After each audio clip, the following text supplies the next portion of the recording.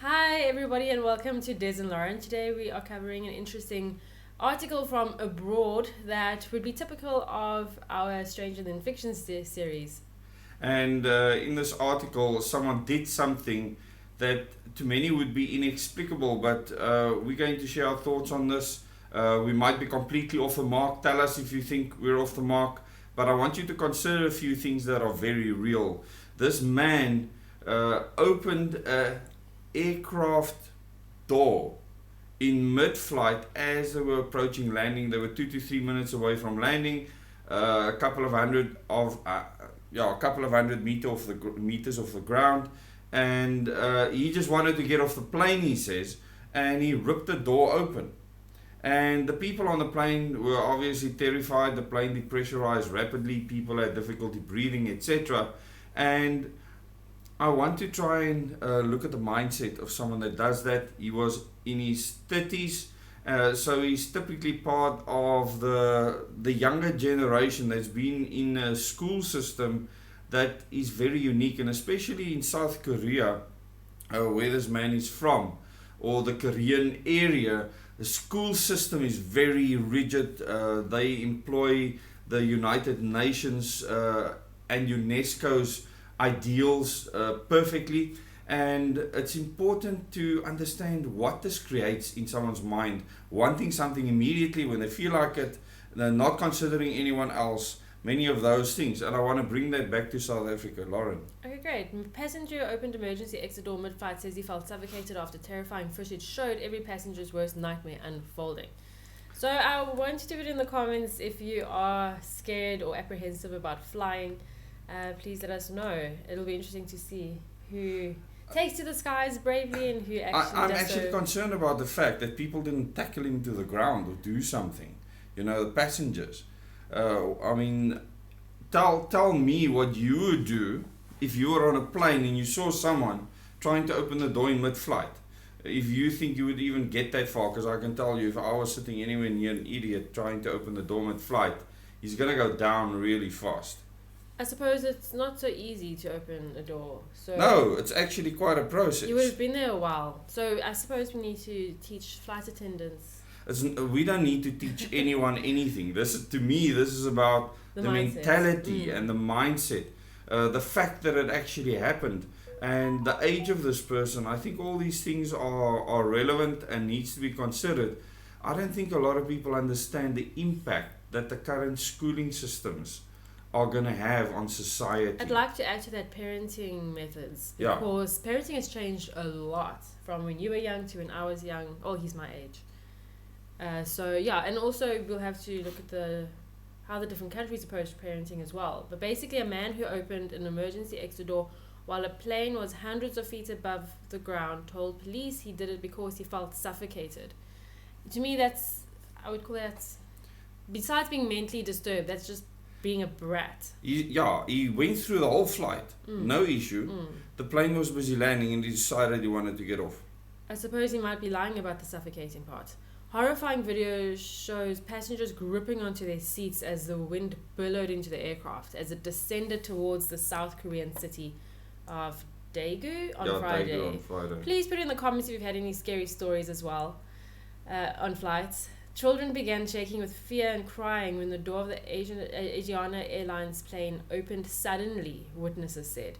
So people saw him doing this. And didn't stop him. And didn't stop him.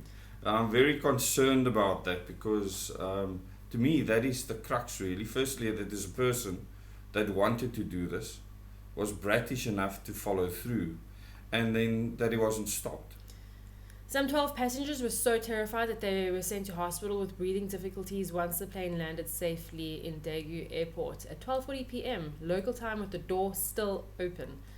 A 33-year-old man told police he felt suffocated after he was arrested. He now faces 10 years in prison for opening the plane door when the aircraft was still 650 feet above the ground. That's very low. The aircraft's 200 meters above the ground, more or less. You can see the homes underneath you, etc. And you'll see a video of this. The link will be in the description below as well as in the first comment if you haven't seen it already. So see what the passengers were put through by this individual. And my concern is that people are walking around in society right now that are so brattish in their upbringing, so self-entitled, that they cannot consider or do not know how to consider other people's feelings, experience, etc. And this should be frightening if you understand the repercussions of that. I'd like to take that a little bit further and ask, does the school system and new parenting methods cause mental and personality disorders or strengthen the chance of people developing those disorders? Yeah. And then what happens then is people then become, they're not mentally seen as mentally unstable, they're just seen as mentally divergent or diverse. And that is a problem when we normalize insanity. Because we drive cars, we fly planes, we build nuclear power stations, we build complex things. We build rockets that go into space. We do many things that are very complex. And there's many things in society that are complex that people think is normal, like driving a vehicle where something is hurtling down the road at 120 kilometers an hour, and you rely on a person inside to actually put on the brakes. It's a big deal. It is a big deal, and you can affect many other people's lives running the energy infrastructure in our country, for instance. If you have the self-entitlement, and I believe post-1994, a lot of self-entitlement ideology is being taught in schools through the UNESCO programs and through the United Nations goals, through Agenda 21 and Agenda 2030. And it has literally given rise to people that are that self-entitled, that causes this brattishness behavior. Well, it goes a little deeper. In fact, people did try to stop him. It says here, some people on board tried to stop the man, who later told police he was stressed because he had recently lost his job from opening the door but were unsuccessful, the transport ministry said. So that is interesting. They obviously were not very successful at stopping him. And yeah, so there's more to it. Stress from job loss. Police are questioning him jointly with the Land and Transport Ministry over aviation safety law violations, the ministry said. Under these laws, a person who opens the plane door without authorization is subject to a minimum sentence of 10 years in prison. Maximum sentence of 10 years, yeah. The plane carrying 194 people, including 48 teenage athletes who were set to compete in a national sports event in the city of Ulsan, had departed from the island of Jeju when the door opened. Video shows wind ripping through the open door with fabric seat backs and passengers' hair flapping wildly as some people shouted in shock. Another video shows two male passengers wearing their seatbelts, wincing as the wind ripped around them while they gripped onto the armrests of their seats. A 44-year-old passenger told Yonhap that it was chaos on the flight after the doors opened. It was chaos with people close to the door appearing to faint one by one and flight attendants calling out for doctors on board through broadcasting while others were running down the aisle in panic. Because I suppose at those speeds... Well, your lungs gets emptied. It's very difficult to breathe under those conditions. Luckily, they were low. Luckily. Yeah, wow. So they were low, so it's just the Venturi effect on that door that literally depressurizes the cabin even further than normal air pressure. So when the plane lands, it would just equalize. I thought the plane was blowing up. I thought I was going to die like this. Imagine that terror. Children quivered and cried in panic. The mother of one of the athletes said those sitting near the exit must have been shocked the most. So tell us what you think about this, the various things that we've discussed around this, our thoughts, etc. This is quite something to do for someone to actually contemplate it. He must have been thinking about it for a while before he actually acted on it. And yes, while flying, there's quite a few things you need to do to open the door. You can't just push a button and it pops open.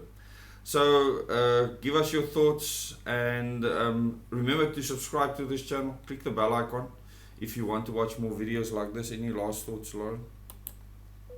I suppose look after your mental sanity. Yeah. Is the main one. And consider other people. I think it's important that we consider or learn to consider other people in what we do. Take the responsibility of what you do when you're a passenger on a flight. You're responsible, partly responsible for keeping that flight safe when you're driving a motor vehicle. I think also the same. Parenting or educating without consequences for bad behavior is a problem. Because those kids grow up into adults that don't understand reality. You actually distort a child's perception of reality if you do not give them consequences to negative actions.